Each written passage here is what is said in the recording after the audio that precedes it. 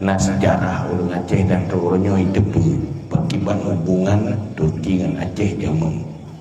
Tapi dia ada tepu so didik orang Aceh zaman. Sehingga dalam segala aspek kehidupan bisa bersaing. Itu lembaga yang didik orang Aceh zaman.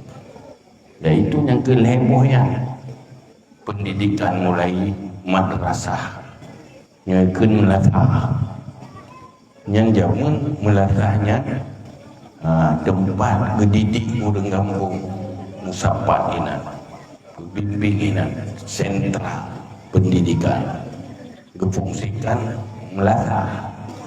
Melatahnya ke madrasah dan sandi duduk je ke bahasa Aceh ke melatah. Lainnya nak kurangkah wadahnya lom na dayah, dayahnya lom na dayah tinggi ke dayah mana.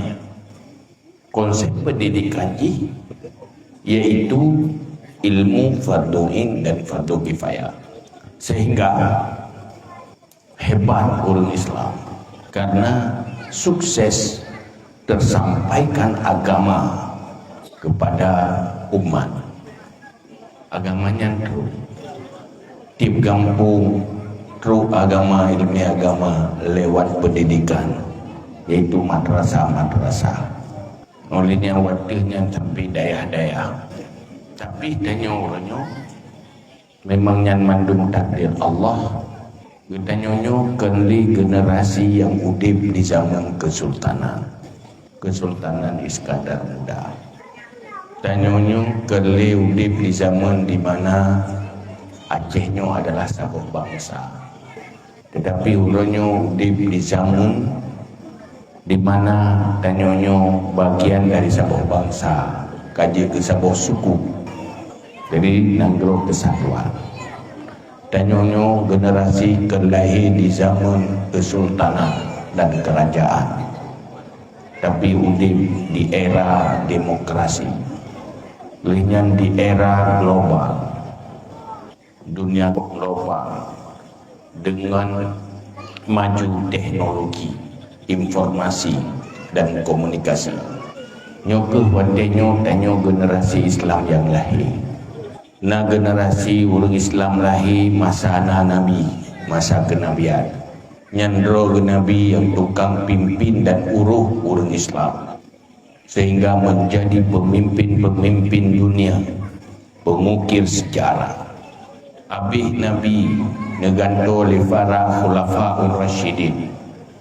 Mulai dari Sayyidina Abu Bakar, Umar, Utsman dan Sayyidina Ali.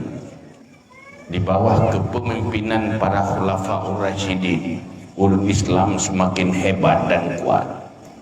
Habis urangnya mulailah umat Islamnya dipimpin oleh para Amirul Mukminin, raja-raja Islam.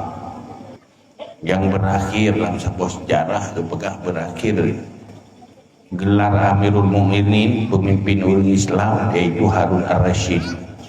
Nah, pendapat berakhir pemimpin orang iman Amirul Mukminin adalah Umar bin Abdul Aziz. Kemudian berlanjut masa kesultanan.